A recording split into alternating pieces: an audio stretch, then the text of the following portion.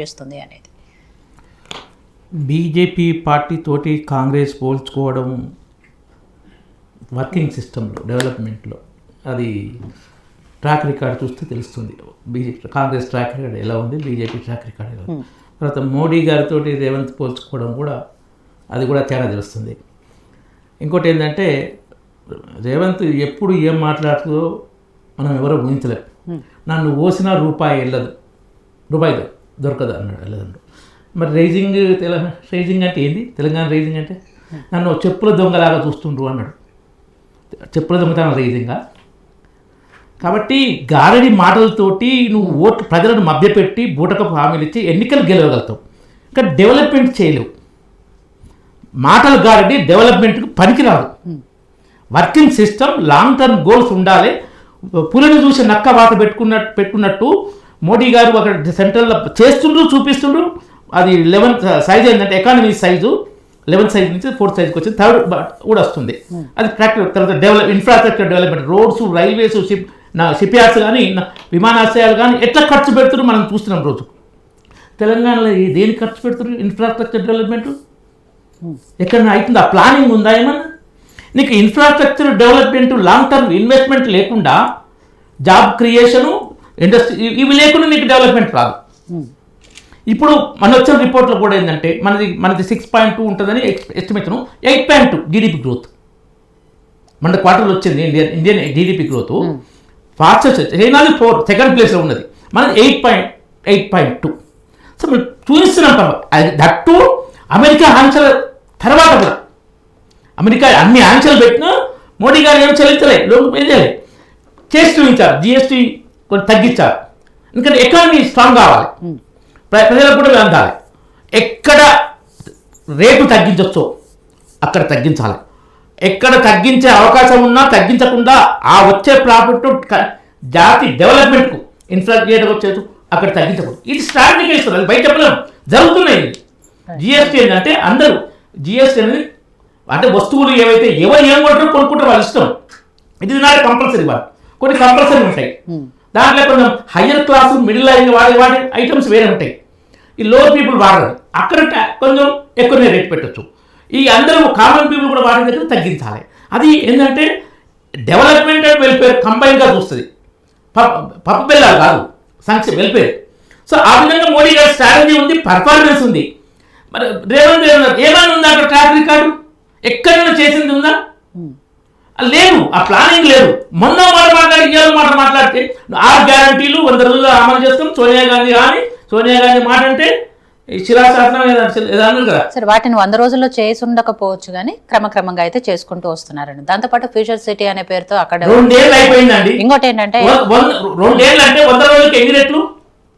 7 రెట్లు. 7 రెట్ల టైంలో నువ్వు చేయలేకపోతే మొన్న ఎలక్షన్లో మళ్ళీ జూబ్లీస్లో త్వరలో అది మహాలక్ష్మి పెన్షన్, మళ్ళీ ఇంకోటి కూడా ఇంకోటి ఏంటంటే మహాలక్ష్మి పెన్షన్తో పాటు ఇంకోటి చెప్పారు, ఈమె సీత చెప్పింది. అది 2 చెప్పి మన తర్వాత పోలింగ్ అయిపోయినా ఈయన ఎవరు మన జూబులకి ఇస్తారావు కేసీఆర్ చేసిన అప్పుల వల్ల అది సాధ్యం కాదన్నాడు. అంటే నువ్వు ఓట్ల ముందు మాట మాట్లాడి, ఓట్ల తర్వాత ఒక మాట మాట్లాడి, ఇప్పుడున్న మన ఎకానమీ సైజ్ తెలంగాణ ఎంత? $16 బిలియన్ అనుకుంటా. $2 ట్రిలియన్ $3 ట్రిలియన్ అంటే 200 టైమ్స్ పెరగాలి. 200 టైమ్స్ పెరగాలి. పెరుగుతుందా? ఏమో నమ్మశక్యం ఉందా? ట్రాక్ రికార్డ్ ఉందా? ఇంకోటి, జపాన్తో మేము పోటీ పడుతున్నాం. 20 ఏళ్ళ కింద జపాన్ ఎకానమీ $4.893 ట్రిలియన్. ఇప్పుడు జపాన్ ఎకానమీ 4.09 తగ్గింది. నువ్వు జపాన్తో పోటీ పడుతున్నావు అంటూ నువ్వు 20 ఇయర్స్ జపాన్ ఎకానమీ సైజ్ తగ్గింది. నువ్వు మాట్లాడేటప్పుడు దాని ట్రాక్ రికార్డు చూడవు, సబ్జెక్టు ఉండదు. గాలి మాటలు జపాన్ అంటే పేరు బాగుంది కాబట్టి అనుకుంటావు, కానీ నీకు ఫిగర్స్ ఏం చెప్తున్నాయి అవి చూసుకోవాలి కదా. ఈవెన్ ఫాస్టెస్ట్ గత 2 దశాబ్దాల్లో చాలా ఫాస్ట్గా డెవలప్ అయిన ఎకానమీ అంటే అంతకుముందు చైనా, చైనాది ఫాస్ట్. తర్వాత ఇప్పుడు 2వ దశాబ్దంలో భారత్ అనుకుందని. ఆ చైనా ఎంతవరకు వచ్చింది? $2.2 10 టైమ్స్ పెరిగింది 20 ఇయర్స్లో. అంత ఫాస్ట్గా డెవలప్ అయ్యేది చైనానే 10 టైమ్స్ పెరిగింది 20 ఇయర్స్లో. నువ్వు 200 టైమ్స్ పెరుగుతా అంటే ఎవరు నమ్ముతాడు? ఏదది ఏమన్నా కనీసం ఇంగిత జ్ఞానంలో ఎవడో ఒక్కరైనా నమ్ముతారా? ఇలాంటి గారడి మాటలతోటి మనం పనులు సాధ్యం కావు. ఇంకోటి వీళ్ళు చేసే డ్రామాలు ఎట్లుంటాయంటే మీడియాలో బాగా పబ్లిసిటీ ఇచ్చుకుంటాడు, కరెక్ట్ చేయాల్సిన టైంలో ప్లేస్లో చేయడు.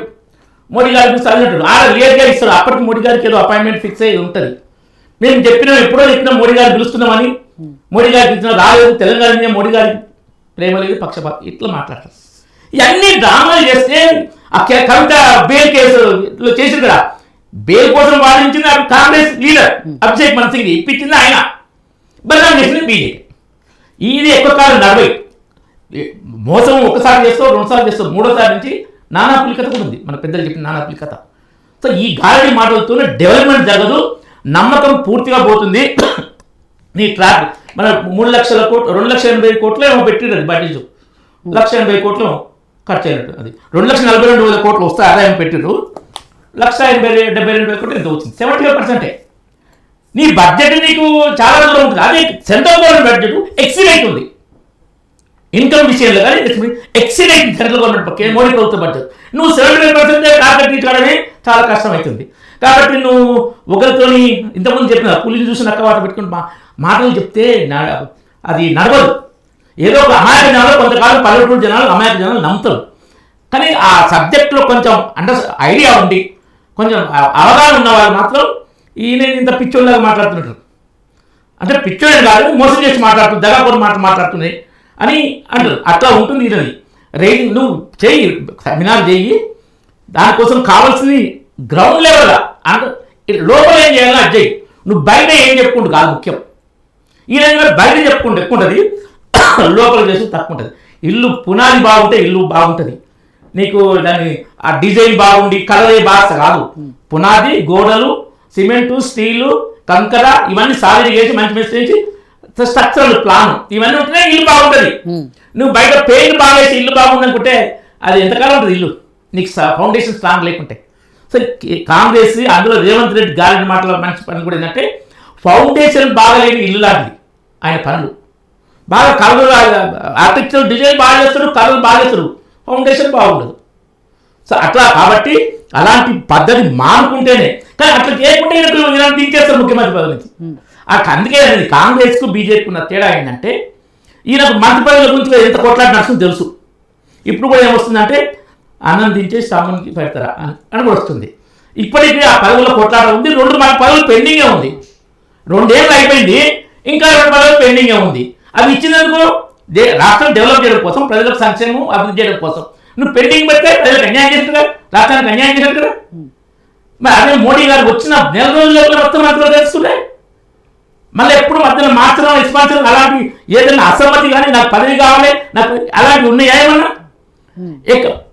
ఇప్పుడు కర్ణాటకలో చూడండి, సిద్ధరామయ్య వర్సెస్ శివకుమార్, రోజు కూడా ముఖ్యమంత్రి మాకు ఏమైంది ఒప్పుకున్నారు. కాంగ్రెస్ అధిష్టానం చేసే పద్ధతే ఇది.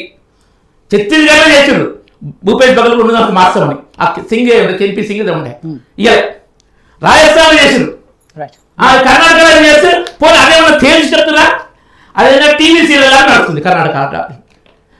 ఉన్న 3 రాష్ట్రాలు ఇట్లా రకాల డ్రామాలు. ఈయన మాటగాడు కాబట్టి ఇప్పుడు మొన్న జూబ్లీహిల్స్ కనుక ఓడిపోయింది రేవంత్ పరిస్థితి ఎట్లా ఉంటుంది? అదే మీకు ఏ బీజేపీ రాష్ట్రంలో కానీ కేంద్రంలో కానీ మీకు అలాంటి పరిస్థితి లేదు. బీజేపీకి కాంగ్రెస్కు సహస్రం తేడా ఉంది. కాబట్టి బీజేపీతో కాంగ్రెస్ ఎప్పుడు పోల్చుకోవద్దు. మోడీతో ఏ లీడర్ కాంగ్రెస్ పట్టుకుని అసలే పోల్చుకోవద్దు. వాస్తవ పరిస్థితి అది గ్రౌండ్ లెవెల్ పనిచేయాలని రిక్వెస్ట్ చేస్తున్నాం. మేము తెలంగాణ రేటింగ్ కోరుకుంటున్నాం. ఇంకో విషయం, తెలంగాణ రేటింగ్ కాంగ్రెస్ తో కాదు, బీఆర్ఎస్ తో కాదు, డబల్ ఇంజన్ సర్కార్. బీజేపీకి డబల్ ఇంజన్ సర్కార్. ఎందుకంటే రాష్ట్ర గుజరాత్ డెవలప్మెంట్, యూపీ కూడా ఒకప్పుడు మోస్ట్ బ్యాక్వర్డ్ డెవలప్ అవుతుంది. కంటిన్యూస్ గెలుస్తుంది, 3 సార్లు 2 సార్లు గెలుస్తుంది. కాంగ్రెస్ ఎక్కడ 2 సార్లు. కాబట్టి అట్లా పోల్చుకోవద్దని నేను చెప్తున్నాం, పని చేయాలని రిక్వెస్ట్ చేస్తున్నాం. సో విద్యాసాగర్ గారు, తెలంగాణ రైజింగ్ లక్ష్యం మంచిదే, కానీ ఏదైతే కాంగ్రెస్ పార్టీ చేస్తున్న విధానాలు ఏవైతే ఉన్నాయో ఇప్పటికీ 2 ఏళ్లలో ఇచ్చిన హామీల విషయంలో కానివ్వండి, వాళ్ళు చేసే అప్పుల విషయంలోనూ ఇవన్నింటిలో కూడా ఆచరణలో ఇది సాధ్యం కాని పని అనేది బీజేపీ నాయకుల మాట. సరే, బీఆర్ఎస్ పార్టీకి సంబంధించి